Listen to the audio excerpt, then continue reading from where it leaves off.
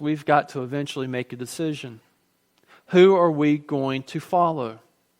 Are we going to stand under Israel and under Christ, who brought the blessing to all nations, and bow before Him as Lord and Savior and embrace the salvation that He offers?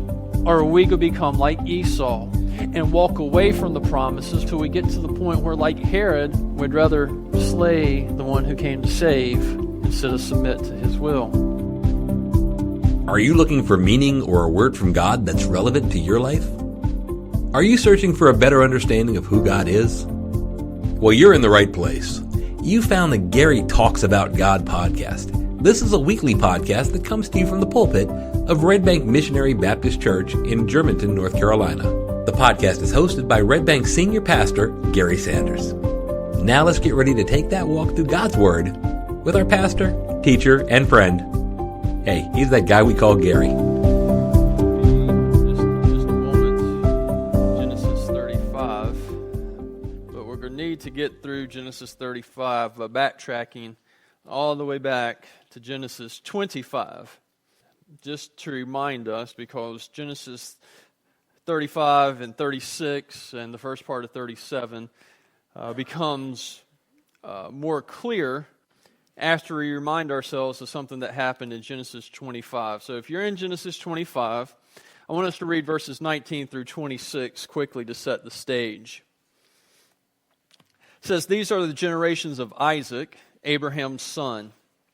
Abraham fathered Isaac, and Isaac was 40 years old when he took Rebekah, the daughter of Bethuel, the Aramean of Paddan Aram, the sister of Laban the Aramean, to be his wife. And Isaac prayed to the Lord for his wife because she was barren. And the Lord granted his prayer, and Rebekah his wife conceived. The children struggled together within her, and she said, 'If it is thus, why is this happening to me?' She went to inquire of the Lord, and the Lord said to her, 'Two nations are in your womb, and two peoples from within you shall be divided. The one shall be stronger than the other, and the older shall serve the younger.'" So with that, Genesis 35. And as you turn there, verse 16 in just a moment, the reason we bring that up is to remind us that when Rebekah was pregnant with twins, she wasn't just pregnant with twins. Those twins were representative heads of what would become two distinct nations. And God tells her in Genesis 25 that not only are there two nations, two federal heads of nations within your womb, but there's going to be a struggle, and the struggle is going to be because, as opposed to what is tradition, where the older is in the place of prominence, right? We got a lot of people here today that have siblings. Who's the oldest? If you're the oldest, raise your hand. Not trying to... And you get all the privileges that went with that, right? And y'all are all like, all the extra chores, all the other stuff. So where's all the babies? Where's all the babies? And all y'all were spoiled, right? You know, there was a great meme on Facebook this week of mom talking to the older child, and the older child was just getting railed at, and mom was yelling, and then how mom treats the baby, and the baby was laying on the couch, and the mom was going, are you all right, honey? Do you need anything? And, you know, that kind of, right? Isn't that the way? Yeah. So, well, back then, the older would have the benefit of being the older and everything that went along with that, while the younger one would not get the inheritance and not be the one, so to speak, to carry on the head or the line. But in this case, it was going to be reversed, that younger one would be the one who would rise to the position of prominence. And it's going to be represented by Jacob. The older nation is going to be Esau. And so we see that beginning, those seeds, but we don't really see what happens. Esau kind of fades from the picture, right? Then he reappears for just a moment. Then we got a couple more stories about Jacob. But Esau in Genesis 36 is going to reappear with his genealogy. And genealogies are always kind of difficult to deal with, but at the same time, now we're dealing with the genealogy of the son who is going to be in the position of the servant role. And you're going, well, why are we looking at the one that's not been chosen to carry on the line? I love it. I love cell phone ringtones. It's great. It wasn't yours. It wasn't Julie's. I'm going to get one of those little boxes that teachers have that says, put your cell phone in here before you come into class, you know. Then won't be able to turn it off. It'll go off all the time. But there's going to be two nations, and we're going to see the genealogy. And what this is really going to lead us to, we're going to look at the events that happen in the end of Genesis 35 and Genesis 36. But it's really going to lead us kind of all the way through biblical history to see the ultimate responses to what was prophesied in Genesis 25. So stick with us as we go through the text, and it's going to come together at the end, I promise you. So let's read Genesis 35. We're going to begin in verse 16, read down to 36, verse 9, and then we're going to read the first verse of 37. So this is what it says. Then they journeyed from Bethel. When they were still some distance from Ephrath, Rachel went into labor, and she had hard labor. And when her labor was at its hardest, the midwife said to her, "Do not fear, for you have another son." And as her soul was departing, for she was dying, she called his name Ben-Oni. But his father called him Ben-Hameen. So Rachel died, and she was buried on the way to Ephrath, that is, Bethlehem.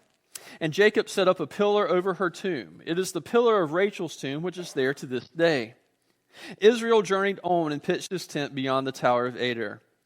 While Israel lived in that land, Reuben went out and lay with Bilhah, his father's concubine, and Israel heard of it. Now the sons of Jacob were 12. The sons of Leah, Reuben, Jacob's firstborn, Simeon, Levi, Judah, Issachar, and Zebulun. The sons of Rachel, Joseph, and Benjamin. The sons of Bilhah, Rachel's servant, Dan, and Naphtali. The sons of Silpah, Leah's servant, Gad, and Asher. These were the sons of Jacob who were born to him in Paddan Aram. And Jacob came to his fathers Isaac at Mamre of Kiriath Arba, that is Hebron, where Abraham and Isaac had sojourned. Now the days of Isaac were 180 years, and Isaac breathed his last, and he died and was gathered to his people full of days. And his son Esau and Jacob buried him. These are the generations of Esau, that is Edom. Esau took his wife from the Canaanites, Adah, the daughter of Elon the Hittite, Oholibamah, the daughter of Anah, the daughter of Zibeon the Hivite, and Basemath, Ishmael's daughter, the son of Naboth, and Adah bore to Esau Eliphaz. Basemath bore Ruel, and Oholibamah bore Jeus, Jalem, and Korah. These are the sons of Esau who were born with him in the land of Canaan. Then Esau took his wives, his sons, his daughters, and all the members of his household, his livestock, all his beasts, and all his property that he had acquired in the land of Canaan. He went into a land away from his brother Jacob, for their possessions were too great for them to dwell together. The land of their sojournings could not support them because of their livestock.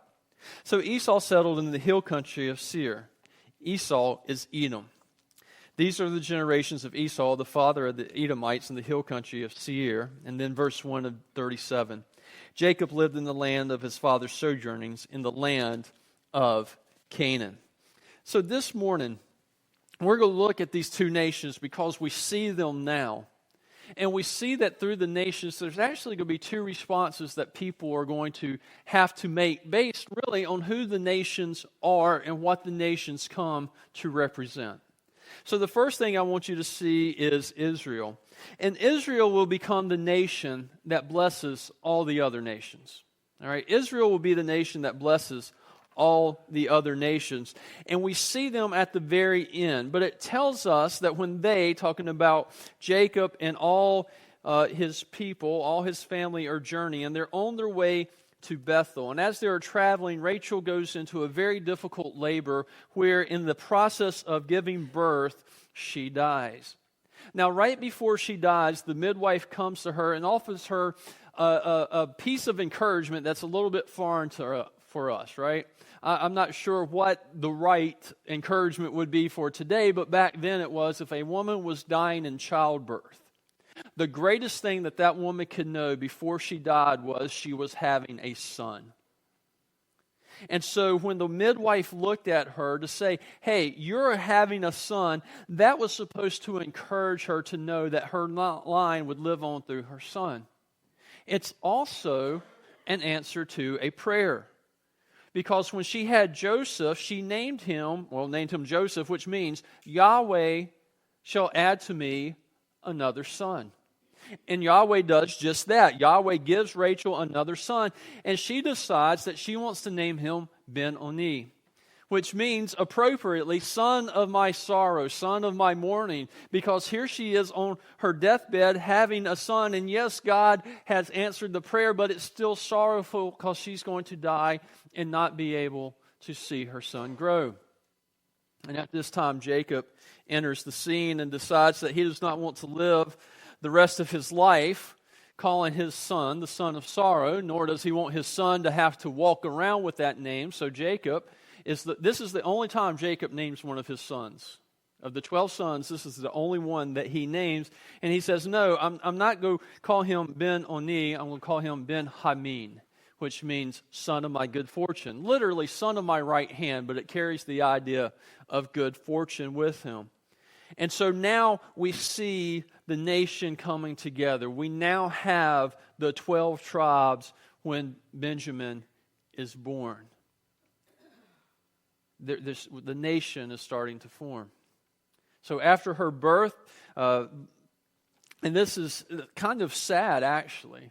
Actually, he buries Rachel, right? He buries her and continues on. And Rachel was the one that he loved, right? Remember, Rachel was loved, but Leah he did not love. And so he buries in the land. He's returned to the land, and he has to bury his wife that he loves. But he continues on, and they journey to the vicinity of Bethlehem, which is just a little south of Jerusalem. And then Moses records for us the 12 sons. And it's not in chronological order. It's not by birth order. It's actually, and this is kind of interesting, when you go through and look at Jacob's sons, even though Rachel was the loved wife, Leah's sons are always mentioned first. She always has that position of prominence in the genealogy. And so we see the sons coming, and Rachel and her maidservants and the genealogy, and they're in the land, and Jacob has all his kids now, and he decides to do something that most people would do when you have kids. But in the context of biblical history, Isaac has been off the pages for a little bit, and so we're not really expecting it. But Jacob takes his family and journeys to see his father. He journeys south to Hebron, which is where? That's where Abraham, when he came into the land, built an altar to the Lord. It's where Abraham buried his wife Sarah. It's where Abraham and Isaac dwelt and lived. And so Jacob travels south down there to see him. And you really should be astonished when you read this to find out that Isaac is still alive. Right? I mean, it's amazing, because if you remember back to when Jacob tricked Esau, Isaac thought he was about to die, right? He was on his deathbed. He was getting ready to go. He was going to die, and he had to bless his sons one last time before he died.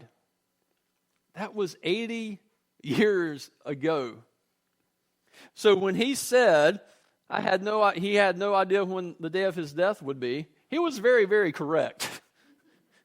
Because he lived, after an amazing recovery apparently, another 80 years before he died.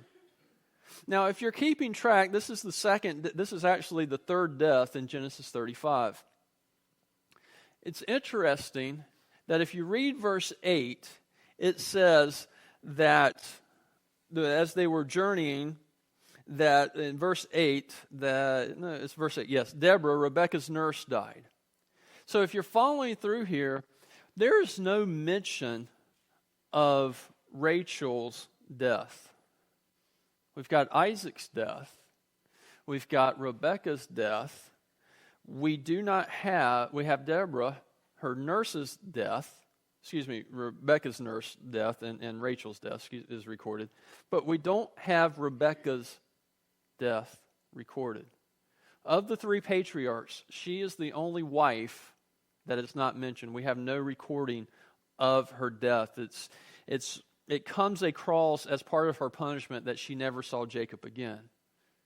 because she's not with Isaac when Jacob goes down there. So Jacob is there, and he sees his father, and his father looks back. And at this point, notice that it says the sons of Jacob, and it lists them again, and they're standing before Isaac. And you ask yourself, what is Isaac seeing?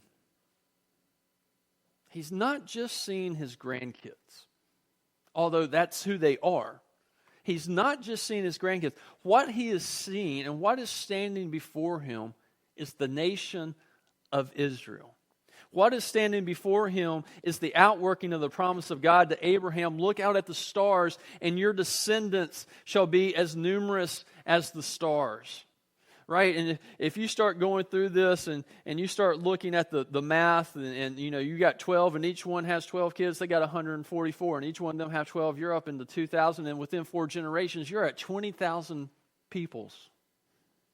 Before Isaac stands that promise that his descendants shall be as numerous as the stars. Before him stands the promise that in his descendants all nations will be blessed. He is seeing that beginning to work. He is beginning to see it, because up until now, every time there's been a patriarch that's been given that blessing, there's been 1 or 2 kids. It's hard to make a nation with 1 child. But when you've got 12 standing before you, you can see the outworking. You can see how the nation is going to grow and develop. And underneath that, Isaac has got to be thinking, if God has been faithful to his promise to give me descendants as numerous as the stars, as numerous as sand on the seashore, then he is going to keep his promise to make sure that through the nation of Israel, through those 12 tribes, all nations will be blessed. And all nations are going to be. Because in just a few moments, we're going to see who the ultimate descendant of Jacob, of Israel, actually is. And how he brings blessings to all the nations. So Isaac sees the nations. And then we read right there in verse 29, and Isaac breathed his last, and he died and was gathered to his people, old and full of days. There's a lot of days in 180 years. And at old and full of days, he was gathered to his people. And it says, interestingly, and his sons, Jacob and Esau, buried him. Esau appears again in the biblical narrative to come and bury his father. And then we read Esau's generations. We didn't read all of it, but it goes through all the way through verse 39 of Genesis 36, his kids, and listing who their descendants are. And we ask ourselves, what do we do with this? Well, it's easier to understand what we do with the genealogy of Esau in the wider scope of biblical history. Because what's going to happen is Esau is going to become, we're going to see in just a minute, Edom. And Edom is going to be symbolic of all the people who walk away from God. That's what we do with Esau's genealogy. As we sit here and we look at this, we need to kind of take just a moment, because in verse 1 it says, these are the generations of Esau. That is Edom. We got to talk about names for just a moment. Because Esau and Edom are names. They're referring to the same person. But if you look down in verse, I believe it's verse 9, verse 8. So Esau settled in the hill country of Seir. Esau is Edom. Edom now becomes a place. So if you're trying to keep track, Esau and Edom are names of the same person. Seir and Edom are geographic names of the same region. Okay? So it does get a little tricky, but it's kind of all the same. And as they go through the genealogy, do you notice what is said in verse 2?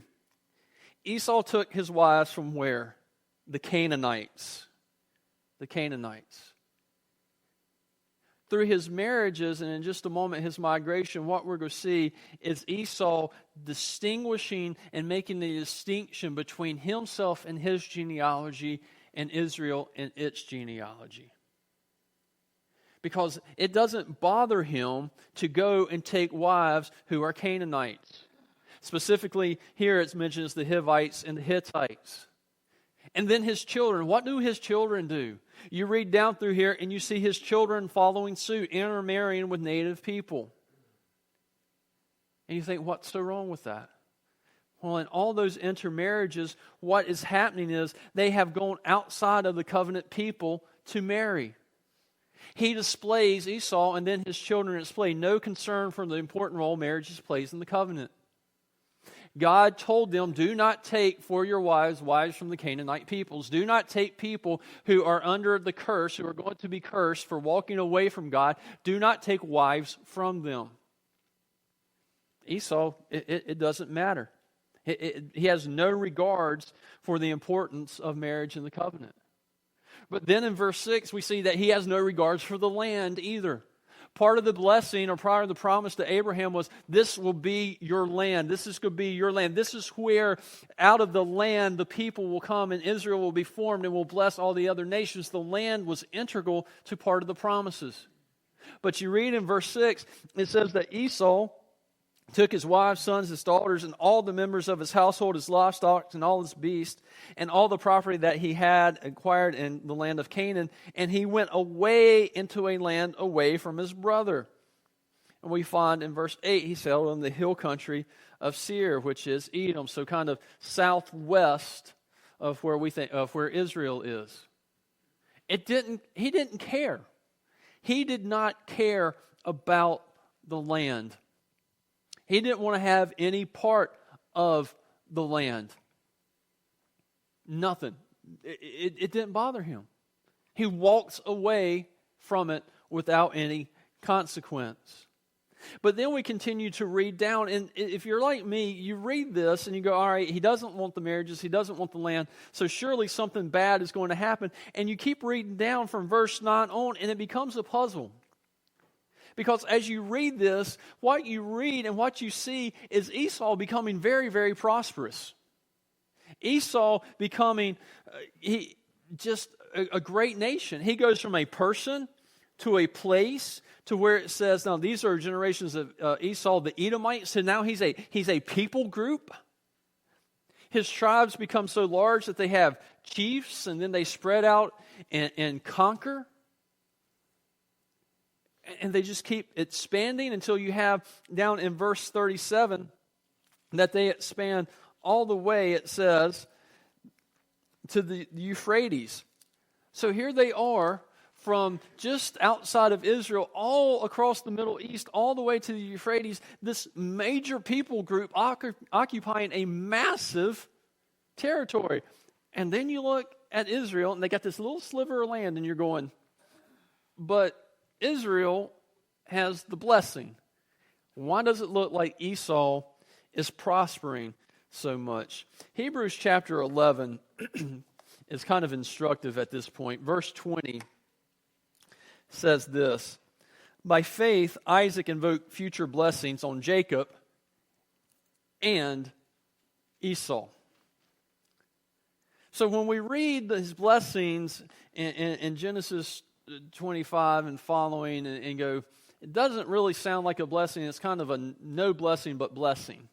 You will acquire territory by your sword, and you will grow. And so God ends up blessing Esau. And we read this, and as you read this, you're drawn to that fact. You can't escape the fact in Genesis 36 that God is the one who's blessing Esau. Even without Hebrews 11. Hebrews 11 helps us understand. But what's amazing is Esau completely misses it. He doesn't see it. Esau is only concerned with Esau. He only acts as Esau. He has no concern for the covenant. He has no concern that he is the descendant of Abraham.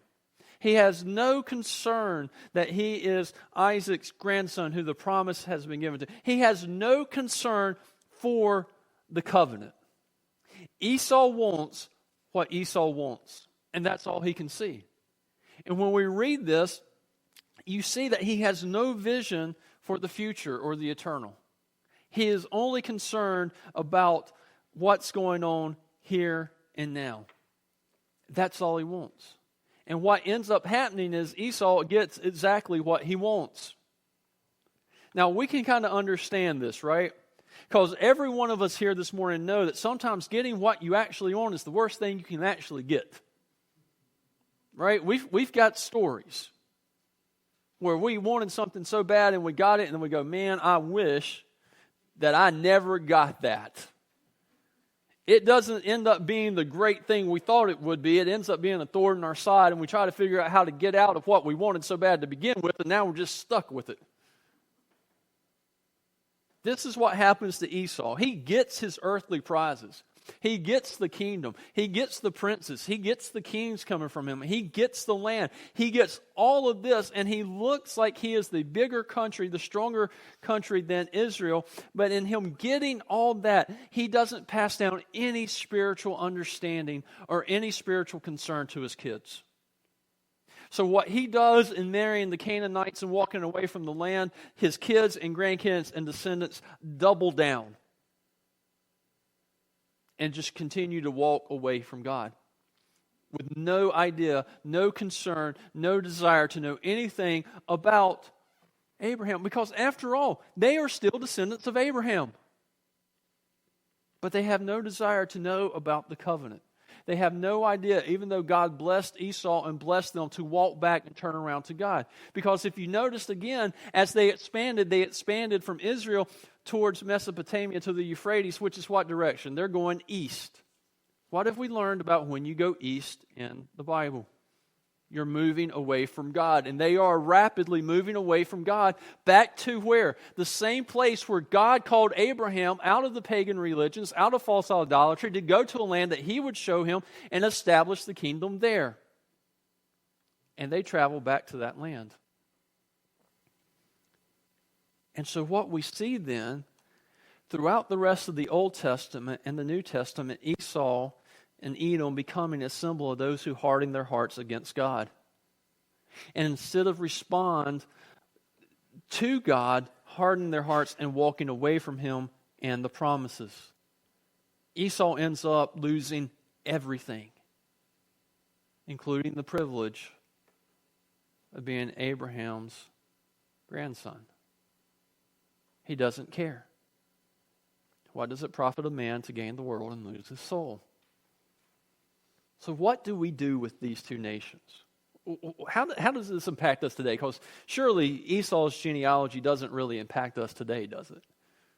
Yeah, actually, it does. And it takes 1,000 years of biblical history to record it, but it becomes very fascinating. Because as you trace this through their descendants, it's going to lead us to two kings with two very different responses.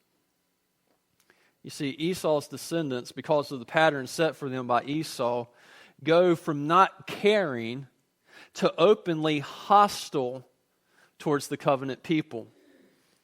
You go through the Old Testament and you follow Esau and Edom, you see some really disturbing things.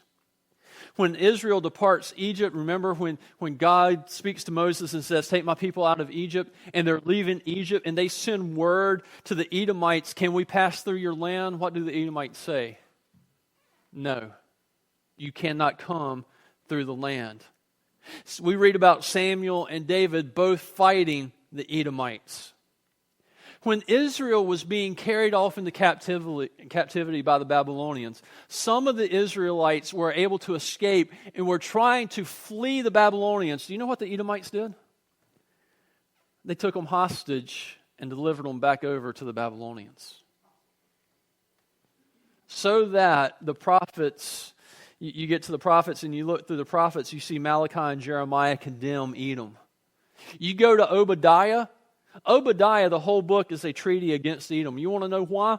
Why does Obadiah spend the time condemning Edom? Go back to Genesis 36 where they walk away from the covenant and then become antagonistic to the covenant people. Obadiah becomes much more clear in that context. But this leads us somewhere even greater, somewhere you might not expect. And it's actually found, all places, Matthew chapter 2, verse 1, where it says, "Now after Jesus was born in Bethlehem of Judea, in the days of Herod the king, behold, wise men from the east came to Jerusalem."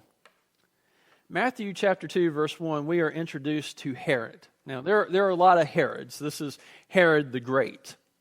And this is important because Herod was an Idumean, which is Greek for Edomite.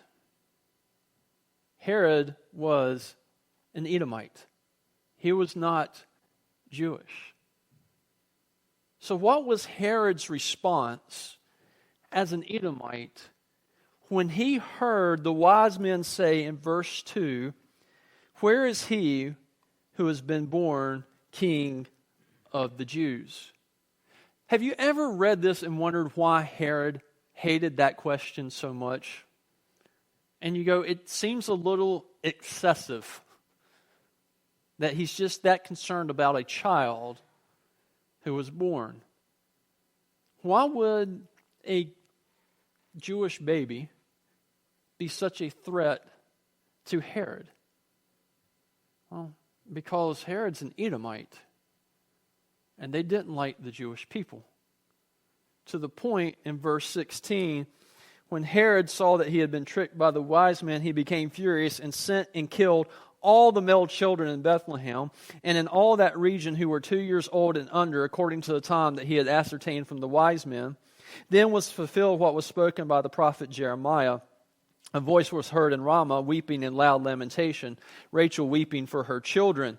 She refused to be comforted because they are no more. Herod, as an Edomite, sought to kill the one who was part of the promise made to Abraham, Isaac, and Jacob, to the one that would come and had the ability to bless all the nations of the earth. And that blessing, as you know this morning, is found in Jesus Christ, who is the Messiah, who came, and that ultimate blessing was to offer salvation to all people, to offer forgiveness of sins, to forgive you of your iniquity that we read this morning in Psalm 103, to redeem people back to God. Jesus accomplished this. We know this through His life and His death, burial, and resurrection. And then when we understand that and we look on His life, and we see that on His life, that while He was here, His whole focus was not on earthly possessions like Esau and the Edomites and Herod. It wasn't about power. Jesus' life was summed up when He prayed in the Garden of Gethsemane, "Not my will, but yours be done." And God's will for Jesus was death on a cross, to be buried for 3 days, then glorious rise again on the third day so that we can be saved. So, do you see where the two nations lead us? We have two brothers that become two nations, that give us two kings with two vastly different responses. The ultimate son of Esau, Herod the king, sought only his will, his plan, and to destroy God's kingdom. The ultimate son of Jacob, Jesus Christ, the king, sought God's will to fulfill God's plan and to advance God's kingdom. While we read just about genealogies in Genesis 36 with Esau, we understand that where God is leading us to is we've got to eventually make a decision. Who are we going to follow? Are we going to stand under Israel and under Christ, who brought the blessing to all nations, and bow before Him as Lord and Savior and embrace the salvation that He offers?